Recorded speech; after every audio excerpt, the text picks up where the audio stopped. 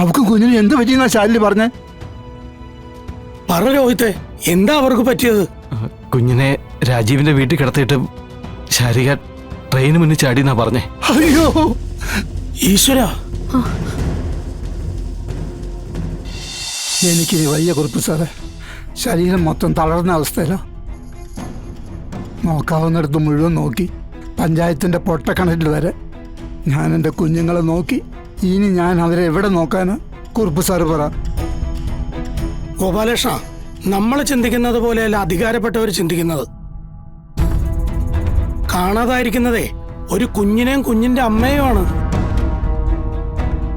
ഇനിയും നമ്മൾ വേണ്ടപ്പെട്ടവരെ വിവരം അറിയിച്ചില്ലെങ്കിലേ നഷ്ടപ്പെടുന്ന ഓരോ മണിക്കൂറിനും കൃത്യമായിട്ട് നമ്മൾ മറുപടി പറയേണ്ടി വരും. ഞാൻ ഇനിയിപ്പോ എന്ത് ചെയ്യണമെന്നാ കുറുപ്പ് സാറ് പറയുന്നത്? പോലീസിൽ വിവരം അറിയിക്കണം ഗോപാലകൃഷ്ണ. ഇപ്പോഴത്തെ കാലം അത് വലിയ പ്രശ്നമാണ്. നമ്മൾ ചിന്തിക്കുന്നിടത്തോ പറയുന്നിടത്തോ നിന്നെന്ന് വരില്ല. നമുക്കത് ഒഴിവാക്കി മുന്നോട്ട് പോകാനും ആവില്ല. പോലീസിൽ പറയുന്നതിന് മുമ്പ് ശാലിനിയോട് വിവരം പറയണ്ടേ? അല്ല, നമ്മുടെ സ്വന്തം ആൾക്കാർ അധികാര സ്ഥാനത്തുള്ളപ്പോ ആ വഴിക്ക് പോകുന്നതല്ലേ കുറച്ചും കൂടി നല്ലത്. ഈ പറഞ്ഞത് നല്ലൊരു കാര്യമാണ്. നമ്മൾ പറയുന്നതും ഒരു കളക്ടർ പറയുന്നതും രണ്ടും രണ്ടാ. ആരെ വേണമെങ്കിലും വിളിച്ചോ, എനിക്കിപ്പോ ഒന്നിനും കഴിയാത്ത അവസ്ഥയാ. മക്കളെ സ്നേഹിക്കേണ്ട സമയത്ത് സ്നേഹിക്കാൻ കഴിഞ്ഞില്ല. സ്നേഹിക്കാൻ അവസരം ഒത്തു വന്നപ്പോ അവർക്ക് നമ്മുടെ സ്നേഹവും വേണ്ട. ഗതി കെട്ടവനാ കുറുപ്പ് സാറേ ഞാൻ. ഗതി കെട്ടവൻ, ശാപം പിടിച്ചവൻ. ഒരു രീതിയിലും മനസ്സമാധാനത്തോടെ എനിക്ക് ഈ കുടുംബം മുന്നോട്ട് കൊണ്ടുപോകാനാവില്ല. കൊണ്ടുപോകാൻ എൻ്റെ മക്കൾ സമ്മതിക്കുകയില്ല.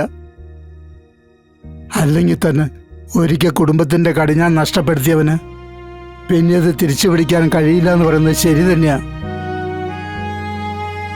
ഞാൻ തോറ്റു. എന്നെ എല്ലാവരും കൂടി തോൽപ്പിച്ചു. ഇങ്ങനെ വേവലാതിപ്പെട്ടിട്ട് എന്താ കാര്യം? കുഞ്ഞും തള്ളയും എവിടേക്കാ പോയിരിക്കുന്നതെന്ന് നമ്മൾ കണ്ടെത്തണം.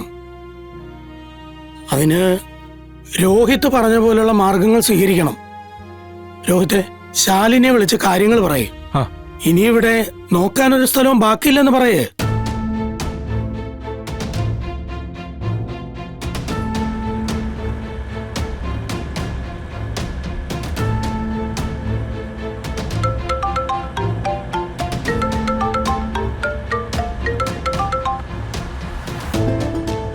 രോഹിത്തെ പറയേ.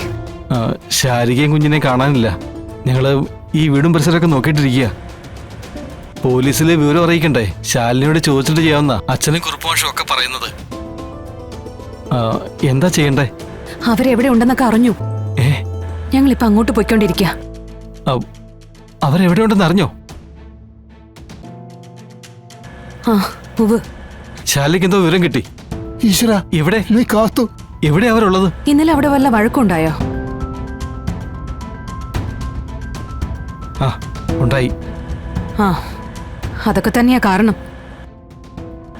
രാജീവ് സാറിന്റെ വീടിന്റെ മുന്നിൽ മോളെ കൊണ്ടുപോയി കിടത്തിയിട്ട് ശാരികേച്ചി ട്രെയിനിന് മുന്നിൽ ചാടി.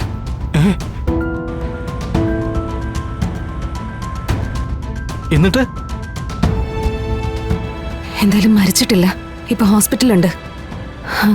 ഞങ്ങളിതേ അവിടെ ചെന്നിട്ട് വിളിക്കാം. എന്താ അവക്ക് കുഞ്ഞിന് എന്ത് പറ്റിയെന്നാ ശാലിനി പറഞ്ഞേ? പറ രോഹിത്തെ, എന്താ അവർക്ക് പറ്റിയത്? കുഞ്ഞിനെ രാജീവിന്റെ വീട്ടിൽ കിടത്തിയിട്ട് ശാരിക ട്രെയിന് മുന്നിൽ ചാടിയെന്നാ പറഞ്ഞേ. അയ്യോ ഈശ്വര, ചതിച്ചോ എന്റെ ദൈവമേ. ആള് മരിച്ചിട്ടൊന്നുമില്ല, ജീവനോടെ ഹോസ്പിറ്റലുണ്ട്. എന്തോ ദൈവഭാഗ്യം. എടി, നിനക്കിപ്പം മതിയായില്ലേ? കൂടെ പറപ്പിനെ ഒരു പരിവാക്കിയപ്പം നിനക്ക് തൃപ്തിയായല്ലോ. ഇനി ആരെയൊക്കെയാടി നീ കൊല്ലാൻ പോകുന്നേ? എന്നെയോ അതോ നിന്റെ ഭർത്താവിനെയോ? എടി, മനസാക്ഷി വേണോടി. സ്വന്തം കൂടപ്പറപ്പുകളെ സ്നേഹിക്കാൻ പഠിക്കണം. അല്ലാതെ ഒറ്റയ്ക്ക് ജീവിക്കണമെന്നും പറഞ്ഞ് വീട്ടിലുള്ളവരെ കൂട്ടത്തോടെ അടിച്ചിറക്കിയാലൊന്നും സ്വസ്ഥതയോടെയും സമാധാനത്തോടെയും ജീവിക്കാനാവില്ല. കൂടപ്പറപ്പുകളെ കൊലയ്ക്ക് കൊടുക്കുന്നവർക്ക് അല്ലെങ്കിൽ തന്നെ എങ്ങനെ ഗതി പിടിക്കാനാ? വാക്കുകൾ ഉപയോഗിക്കുമ്പോൾ സൂക്ഷിച്ച് ഉപയോഗിക്കണം. അല്ലെങ്കിലേ അത് ചെന്ന് കയറുന്നത് ഓരോരുത്തരുടെയും ചങ്കിനകത്തായിരിക്കും. അതെ, ഒരാള് ട്രെയിനിന്റെ മുന്നിൽ ചാടി ആത്മഹത്യക്ക് ശ്രമിച്ച് ഹോസ്പിറ്റലിൽ കിടക്കുക. ഇനി ഇവളെ എന്തെങ്കിലുമൊക്കെ പറഞ്ഞ് എന്തെങ്കിലുമൊക്കെ കാണിച്ചാ ഓടാനും ചാടാനും പുറത്തുനിന്ന് ആളെ വിളിക്കേണ്ടി വരും. ഗോപാലകൃഷ്ണ, തന്റെ സമയം വളരെ മോശമാ. ആ പെണ്ണ് എന്ന് ചാടിയതേ ട്രെയിനിന്റെ മുന്നിലാ. അതിന് നൂലാമാലകൾ ഏറെ ഉണ്ട്. പിന്നെ ആ കുഞ്ഞിന്റെ കാര്യം, ഒരു ബന്ധവുമില്ലെന്ന് പറഞ്ഞു നടക്കുന്നവരുടെ മുന്നിലാ ആ കുഞ്ഞിനെ കൊണ്ട് കിടത്തിയിരിക്കുന്നത്. അവിടെ ഇനി എന്താ ഉണ്ടായെന്ന് അറിയണ്ടേ? വഴക്കടിച്ചും ബഹളം വെച്ചും കളയാൻ നമുക്ക് സമയമില്ല. ചെയ്തു തീർക്കാൻ ഒരുപാട് ഉത്തരവാദിത്തങ്ങളുള്ളപ്പോ കഴിഞ്ഞ കാര്യങ്ങൾ പറഞ്ഞു തന്നിട്ട് കാര്യവുമില്ല. എത്രയും പെട്ടെന്ന് നമ്മൾ ചെയ്തു തീർക്കാനുള്ള കാര്യങ്ങൾ ചെയ്തു തീർക്കണം.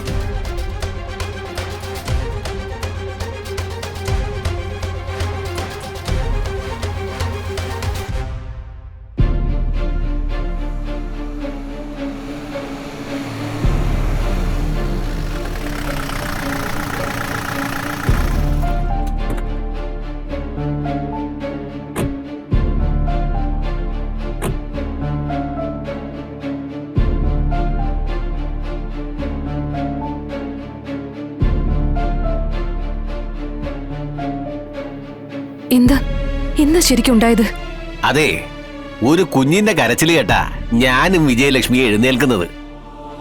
വാതിൽ തുറക്കുമ്പോ പടിക്ക് താഴെ ഒരു കുഞ്ഞ് കിടക്കുന്നു. ആരായാലും അന്തിച്ചു പോകത്തില്ലേ? അപ്പോഴാ തൊട്ടടുത്ത വീട്ടിലെ ആള് വന്ന് പറയുന്നേ, രാജീവിന്റെ ഭാര്യ ട്രെയിനിന്റെ മുന്നിൽ ചാടിയെന്ന്. അപ്പോഴാ ഞങ്ങൾക്ക് മനസ്സിലാകുന്നേ അത് ശാരിയുടെ കുഞ്ഞാണെന്ന്. വീടിന് മുന്നേ കുഞ്ഞിനെ കൊണ്ടുവന്നിട്ടിട്ട് മനഃപൂർവ്വം ചാടുകയായിരുന്നു ലക്ഷ്യമെന്ന്. ചാകാനായിരുന്നില്ല, ഞങ്ങളെ ഒന്ന് പേടിപ്പിക്കാൻ. അല്ലാതെന്താ? ചാകാനാണ് ചാടിയതെങ്കിലേ ഇതിനോടകം എല്ലാ ചടങ്ങുകളും നടത്തിയനെ. ഇത് പേടിപ്പിക്കാൻ ചാടിയതാന്നേ. എന്നിട്ട് മോൾ എവിടെ? അത് ആരുടെ കുഞ്ഞാണെങ്കിലും കൊച്ചു കുഞ്ഞല്ലേ. തള്ള ഉപേക്ഷിച്ചിട്ട് പോകുന്നത് പോലെ മറ്റുള്ളവർക്ക് അങ്ങനെ ഇട്ടിട്ട് പോകാൻ പറ്റുമോ? നമ്മുടെ കുടുംബത്തിലും കുട്ടിയും കുഞ്ഞുങ്ങളും ഒക്കെ ഉള്ളതല്ലേ. മോൾ എവിടെയെന്നൊന്ന് പറ. കൊച്ചിനെ വിജയലക്ഷ്മി കൊണ്ടുവരും.